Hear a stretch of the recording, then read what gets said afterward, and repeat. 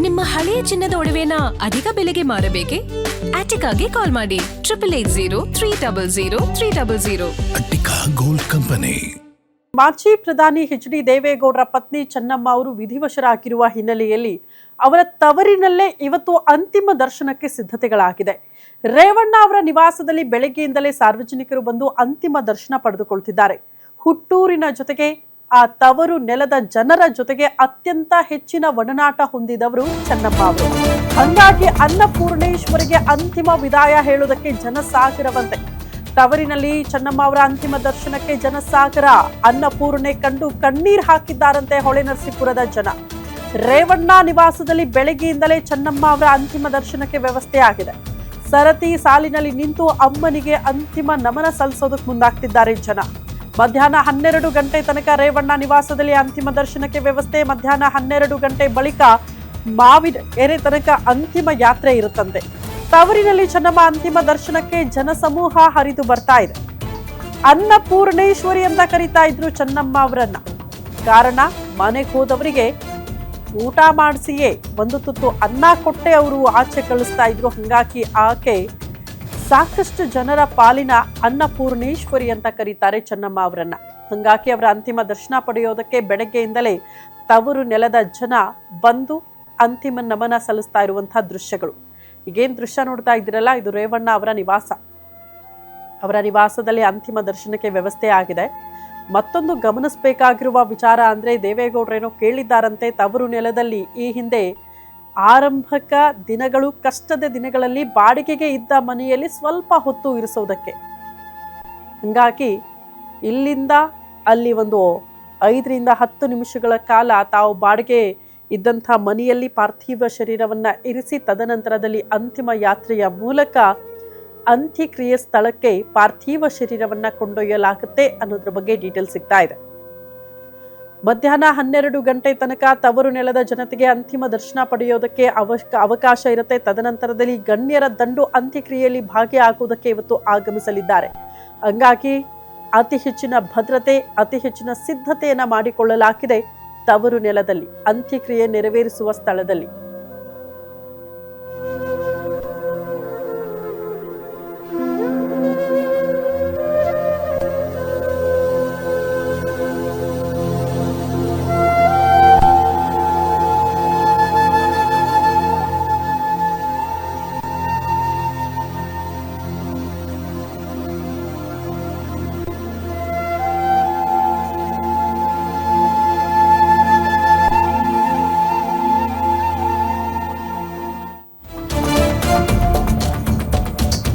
ಲಕ್ಷ್ಮೀ ನರಸಿಂಹ ರಸ್ತೆ ಹಳೆ ಬಾಡಿಗೆ ಮನೆಯ ಮುಂಭಾಗ ದೇವೇಗೌಡರು ಶಾಸಕರಾಗಿ ಬಂದಾಗ 10 ರೂಪಾಯಿ ಬಾಡಿಗೆಗಿದ್ದಂತಹ ಮನೆ. ಗೌಡರ ಕೋರಿಕೆ ಮೇರೆಗೆ ಇಲ್ಲಿ ಪಾರ್ಥಿವ ಶರೀರ ಇರಿಸೋದಕ್ಕೆ ತೀರ್ಮಾನ ಆಗಿದೆಯಂತೆ. 5 ನಿಮಿಷ ಇರಿಸಿ ಬಳಿಕ ಹರದನಹಳ್ಳಿಗೆ ಅಂತಿಮ ಯಾತ್ರೆ ಮೂಲಕ ಪಾರ್ಥಿವ ಶರೀರವನ್ನ ಕೊಂಡೊಯ್ಯಲಾಗುತ್ತೆ.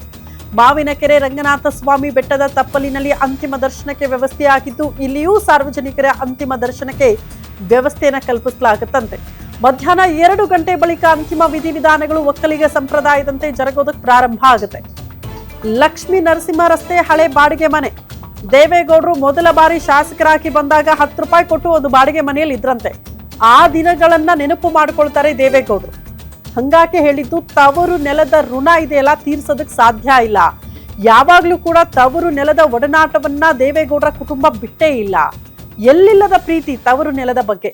ಹಂಗಾಗಿ ತಾವು ಮೊಟ್ಟ ಮೊದಲು ಶಾಸಕರಾದಾಗ ಬಾಡಿಗೆ ಇದ್ದಂಥ ಮನೆಯಲ್ಲಿ ತಮ್ಮ ಧರ್ಮ ಪತ್ನಿಯ ಪಾರ್ಥಿವ ಶರೀರ ಇರಿಸೋದಕ್ಕೆ ತೀರ್ಮಾನ ಮಾಡಿದ್ದಾರೆ. 5 ನಿಮಿಷಗಳ ಕಾಲ ಹಳೆಯ ನೆನಪುಗಳು, ಕೊನೆಯ ದಿನಗಳು, ಅಂತಿಮ ಯಾತ್ರೆ ಆಗೋಕ್ಕೂ ಮುನ್ನ 5 ನಿಮಿಷ ಆ ಹಳೆಯ ದಿನಗಳನ್ನ ಮರುಕಳಿಸೋದಕ್ಕೆ ದೇವೇಗೌಡರು ಮುಂದಾಗ್ತಿದ್ದಾರೆ. 5 ನಿಮಿಷ ಇರಿಸಿ ಪಾರ್ಥಿವ ಶರೀರವನ್ನ ಆ ನಿವಾಸದಲ್ಲಿ. ಕಾರಣ, ಆರಂಭಿಕ ದಿನದಿಂದಲೂ ಕೂಡ 17ನೇ ವರ್ಷಕ್ಕೆ ಮದುವೆ ಆಗುತ್ತಂತೆ. 70 ವರ್ಷಗಳಿಗೂ ಹೆಚ್ಚು ಸುದೀರ್ಘ ಪಯಣ. ಆ ದಾಂಪತ್ಯ ಜೀವನ ಹಲವರಿಗೆ ಮಾದರಿ. ನಿನ್ನೆಯಿಂದಲೂ ಕೂಡ ಅವರಿಬ್ಬರ ಬಾಂಧವ್ಯ ಹೇಗಿತ್ತು ಅನ್ನೋದ್ರ ಬಗ್ಗೆ ಒಂದಷ್ಟು ವಿಡಿಯೋಗಳೇ ಸಾಕ್ಷಿ ಆಗ್ತಾ ಇದೆ. ಆ ವಿಡಿಯೋಗಳನ್ನು ನೋಡಿದವರಿಗೆ, ಈಗಿನ ಕಾಲದವರಿಗೆ ಅದು ಮಾದರಿ ಅನ್ನೋದೇ ನಾವು ಗಮನಿಸಬೇಕಾಗಿರುವಂತಹ ವಿಚಾರ. ಹಳೆಯ ದಿನಗಳು, ಆ ದಿನಗಳಲ್ಲಿ ಪತ್ನಿ ಜೊತೆಯಾಗಿ ಹೆಜ್ಜೆ ಹಾಕಿದ್ದು, ಕಷ್ಟದ ದಿನಗಳಲ್ಲೂ ಕೂಡ ಕೈ ಬಿಡದೆ ಜೊತೆಗೆ ನಿಂತವರನ್ನ ಮರೆಯೋದಕ್ಕೆ ಸಾಧ್ಯ ಇಲ್ಲ. ಹಾಗಾಗಿ 5 ನಿಮಿಷ ಆ ಬಾಡಿಗೆ ಮನೆಯಲ್ಲಿ ಪಾರ್ಥಿವ ಶರೀರವನ್ನು ಇರಿಸಿ ತದನಂತರದಲ್ಲಿ ಅಂತಿಮ ಯಾತ್ರೆಯ ಮೂಲಕ ಅಂತ್ಯಕ್ರಿಯೆ ಸ್ಥಳಕ್ಕೆ ಪಾರ್ಥಿವ ಶರೀರವನ್ನು ಕೊಂಡೊಯ್ಯಲಾಗುತ್ತೆ. ಮಧ್ಯಾಹ್ನ 2 ಗಂಟೆಗೆ ಸಮಯ ನಿಗದಿಯಾಗಿದೆ. ಒಕ್ಕಲಿಗ ಸಂಪ್ರದಾಯದಂತೆ ವಿಧಿವಿಧಾನಗಳು ಜರುಗುತ್ತೆ. ಈ ಬಗ್ಗೆ ಮತ್ತಷ್ಟು ಡೀಟೇಲ್ಸ್ ಅನ್ನ ಕೊಡ್ತಾ ಹೋಗ್ತಾರೆ ನಮ್ಮ ಪ್ರತಿನಿಧಿ ದುರ್ಗೇಶ್. ನೇರ ಸಂಪರ್ಕದಲ್ಲಿ ಜಾಯಿನ್ ಆಗ್ತಿದ್ದಾರೆ ಸ್ಪಾಟ್ ಇಂದ. ದುರ್ಗೇಶ್, ಸದ್ಯಕ್ಕೆ ಸ್ಥಳದಲ್ಲಿ ಏನಾಗ್ತಾ ಇದೆ? ಸಾರ್ವಜನಿಕರ ಅಂತಿಮ ದರ್ಶನ ಆಗ್ತಾ ಇದೆ, ಬಟ್ ಇವತ್ತು ಅಂತ್ಯಕ್ರಿಯೆಯಲ್ಲಿ ಯಾರೆಲ್ಲ ಭಾಗ್ಯ ಆಗ್ತಾರೆ? ಸಿದ್ಧತೆ ಭದ್ರತೆ ಹೇಗಿದೆ ಅಂತ?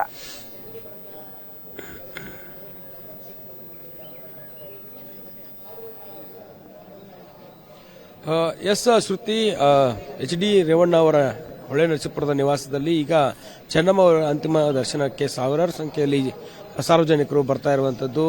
ಬೆಳಗ್ಗೆಯಿಂದಲೂ ಕೂಡ ಬೆಳಗ್ಗೆ 5:15ಕ್ಕೆ ಚೆನ್ನಮ್ಮ ಅವರ ಪಾರ್ಥಿವ ಶರೀರ ಬೆಂಗಳೂರಿನಿಂದ ಇಲ್ಲಿ ಹೊಳೆ ನರಸೀಪುರದ ನಿವಾಸಕ್ಕೆ ಬಂದಿರುವಂತದ್ದು. ಬಂದ ನಂತರ ಭವಾನಿ ರೇವಣ್ಣ ಅವರು ಆರತಿ ಬೆಳಗುವ ಮೂಲಕ ಚೆನ್ನಮ್ಮ ಅವರ ಅಂತಿಮ ದರ್ಶನಕ್ಕೆ ಒಂದು ಅವ್ರ ಮನೆ ಮುಂದೆ ಅವಕಾಶವನ್ನು ಮಾಡಿಕೊಟ್ಟಿರುವಂತದ್ದು. ಹೀಗಾಗಿ HD ರೇವಣ್ಣ ಅವರು ಕೂಡ ಸ್ಮಶಾನದ ಸಮಾಧಿಯ ಬಳಿ ಯಾವ ರೀತಿ ಪ್ರಕ್ರಿಯೆಗಳು ನಡೀತಿದ್ದಾವೆ ಅನ್ನುವಂಥದ್ದನ್ನ ಪರಿಶೀಲನೆ ನಡೆಸಿದ್ರು. ಅದಾದ ಬಳಿಕ ಈಗ ವಾಪಸ್ HD ರೇವಣ್ಣ ಅವರು ಮನೆಗೆ ಆಗಮಿಸಿದ್ದಾರೆ.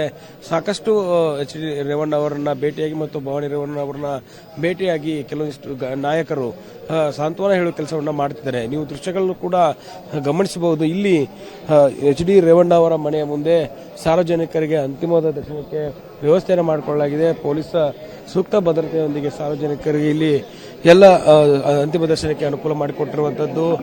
ಒಂದ್ ಕಡೆ ಮನೆಯ ಮುಂದೆ ಭವಾನಿ ರೇವಣ್ಣ ಮತ್ತೆ ರೇವಣ್ಣ ಅವರು ಈಗ ಕುಳಿತುಕೊಂಡು ಜನರಿಗೆ ಒಂದು ಯಾರೆಲ್ಲ ಬರ್ತಾರೋ ಅವರನ್ನ ಸ್ವಾಗತ ಮಾಡುವಂಥದ್ದು. ಚೆನ್ನಮ್ಮ ಅವರ ಪಾರ್ಥಿವ ಶರೀರ ದರ್ಶನಕ್ಕೆ ಬಂದ ಬಳಿಕ ಸರ್ತಿ ಸಾಲಿನಲ್ಲಿ ನಿಂತು ಸಾಕಷ್ಟು ಬೆಳಗ್ಗೆಯಿಂದಲೂ ಕೂಡ ಜನರು ಬರ್ತಾ ಇದ್ದಾರೆ. ಅವರನ್ನ ಸ್ವಾಗತ ಮಾಡಿಕೊಳ್ಳೋದು ಒಂದು ಕಡೆ ಆದರೆ ಇಲ್ಲಿ ಎಲ್ಲ ಸಾರ್ವಜನಿಕರಿಗೆ ಅವಕಾಶವನ್ನು ಮಾಡಿಕೊಡ್ಬೇಕನ್ನೋ ನಿಟ್ಟಿನಲ್ಲಿ ವ್ಯವಸ್ಥೆಯನ್ನು ಮಾಡಲಾಗಿದೆ. ಇದಾದ ಬಳಿಕ ಇಲ್ಲಿಂದ ಪಾರ್ಥಿವ ಶರೀರ 12 ಗಂಟೆಗೆ ಸಮಾಧಿ ಹತ್ತದ ತೆರಳುತ್ತೆ. ಮಾವಿನ ಕೆರೆಯ ರಂಗನಾಥ ಬೆಟ್ಟದ ಸ್ವಾಮಿಯ ಒಂದು ಅಡಿಯಲ್ಲಿ ಸಮಾಧಿಯನ್ನು ಮಾಡೋದಕ್ಕೆ ಈಗಾಗಲೇ ಜಾಗವನ್ನು ಕೂಡ ಗುರುತು ಮಾಡಲಾಗಿದೆ. ಅಲ್ಲಿ ತೆಗೆದುಕೊಂಡು ಹೋಗ್ತಾರೆ. ಹೀಗಾಗಿ ಈ ಒಂದು ಅಂತಿಮ ದರ್ಶನದ ಬಳಿಕ ಅಂತ್ಯಕ್ರಿಯೆ ಆಗುವಂಥದ್ದು. ಈ ಒಂದು ಕಾರ್ಯಕ್ರಮ ಅಂತಿಮ ಕ್ರಿಯೆಯಲ್ಲಿ CM DK ಶಿವಕುಮಾರ್ ಸೇರಿದಂತೆ ಹಲವಾರು ನಾಯಕರು ಭಾಗಿಯಾಗುವಂಥದ್ದು. ಕೇಂದ್ರದಿಂದಲೂ ಕೂಡ ಕೆಲವೊಂದಿಷ್ಟು ನಾಯಕರು ಬರ್ತಿದ್ದಾರೆ. ಕೇಂದ್ರದ ಶಿವರಾಜ್ ಸಿಂಗ್ ಚೌಹಾಣ್ ಅವರು ಮತ್ತೆ ಮನೋಹರ್ ಲಾಲ್ ಖಟ್ಟರ್ ಅವರು ಕೂಡ ಈ ಒಂದು ಅಂತಿಮ ಕ್ರಿಯೆಯಲ್ಲಿ ಭಾಗಿಯಾಗ್ತಾರೆ ಅನ್ನೋ ಮಾಹಿತಿ ಇದೆ. CM ಅವರು ಈ ಒಂದು ಕಾರ್ಯಕ್ರಮ ಭಾಗಿಯಾಗಿ ಸರ್ಕಾರಿ ಸಕಲ ಗೌರವಗಳೊಂದಿಗೆ ಅಂತಿಮ ಕ್ರಿಯೆಯನ್ನು ಮಾಡೋದಕ್ಕೆ ಈಗಾಗಲೇ ಸರ್ಕಾರ ಕೂಡ ಘೋಷಣೆಯನ್ನು ಮಾಡಿರುವಂಥದ್ದು. ಹೀಗಾಗಿ ಮಧ್ಯಾಹ್ನ 2 ಗಂಟೆಗೆ ಹೊಳೆ ನರಸೀಪುರದ ರೇವಣ್ಣ ಅವರ ನಿವಾಸದಿಂದ ಮಾವಿನ ಕೆರೆ ಒಂದು ರಂಗನಾಥ ಬೆಟ್ಟದಲ್ಲಿ ಇರುವಂತಹ ಸಮಾಧಿ ಮಾಡೋದಕ್ಕೆ ಜಾಗವನ್ನು ಗುರುತು ಮಾಡಿದ್ದಾರೆ. ಅಲ್ಲಿಗೆ ಮೆರವಣಿಗೆ ಮೂಲಕ ಪಾರ್ಥಿವ ಶರೀರ ಹೋಗುತ್ತೆ. 12 ಗಂಟೆಯಿಂದ ಮುಂದಕ್ಕೆ ಹೋಗುವಂಥದ್ದು. ಮತ್ತೆ ಸಾರ್ವಜನಿಕರಿಗೂ ಕೂಡ ಸಾರ್ವಜನಿಕ ದರ್ಶನಕ್ಕೆ ಏನು ಬೆಂಗಳೂರಿನಿಂದ ಬಂತಲ್ಲ ಅದೇ ಮಾದರಿಯಲ್ಲಿ ಗಾಜಿನ ಒಂದು ವಾಹನದಲ್ಲಿ ತೆರೆದ ವಾಹನದಲ್ಲಿ ಚೆನ್ನಮ್ಮ ಅವರ ಅಂತಿಮ ದರ್ಶನಕ್ಕೆ ಅವಕಾಶವನ್ನು ಮಾಡಿಕೊಡಲಾಗುತ್ತೆ. ಇಲ್ಲಿರುವಂತಹ ಜನರಿಗೆ ಒಂದಿಷ್ಟು ದರ್ಶನಕ್ಕೆ ಈಗ ಅವಕಾಶವನ್ನು ಮಾಡಿಕೊಟ್ಟಿರುವಂತದ್ದು. ಮತ್ತೆ ದೇವೇಗೌಡರು ಇದ್ದಂತಹ ಬಾಡಿಗೆ ಮನೆ ಅಂದ್ರೆ 10 ರೂಪಾಯಿ ಕೊಟ್ಟು ಬಾಡಿಗೆ ಮನೆ ಇದ್ದಂತಹ ಹರದನಹಳ್ಳಿಯಲ್ಲಿರುವಂತಹ ಮನೆಗೆ ಕೂಡ ಚೆನ್ನಮ್ಮ ಅವರ ಪಾರ್ಥಿವ ಶರೀರವನ್ನು ತೆಗೆದುಕೊಂಡು ಹೋಗಲಾಗುತ್ತೆ ಅನ್ನುವಂತಹ ಮಾಹಿತಿ ಇರುವಂತದ್ದು. ಹೀಗಾಗಿ ಇದೆಲ್ಲವೂ ಕೂಡ 2 ಗಂಟೆ ಅಷ್ಟೊತ್ತಿಗೆ ಅಂತಿಮವಾಗಿ ಸಮಾಧಿಗೆ ತೆಗೆದುಕೊಂಡು ಹೋಗುವಂಥದ್ದು. ಮತ್ತೆ 2 ರಿಂದ 4 ಗಂಟೆ 15 ನಿಮಿಷದವರೆಗೆ ಅಂತ್ಯಕ್ರಿಯೆ ಒಂದು ಪ್ರಕ್ರಿಯೆ ನಡೆಯುವಂಥದ್ದು. ಒಕ್ಕಲಿಗ ಸಮುದಾಯದಂತೆ ಹೂಳುವ ಮೂಲಕ ಚೆನ್ನಮ್ಮ ಅವರ ಅಂತಿಮ ಕ್ರಿಯೆಗಳನ್ನೆಲ್ಲವನ್ನು ಕೂಡ ಮಾಡೋದಕ್ಕೆ ಈಗ ಕುಟುಂಬಸ್ಥರು ನಿರ್ಧಾರ ಮಾಡಿರುವಂಥದ್ದು. ಶ್ರುತಿ. ಓಕೆ ದುರ್ಗೇಶ್, ಧನ್ಯವಾದಗಳು ತಮ್ಮೆಲ್ಲ ಮಾಹಿತಿಗೆ.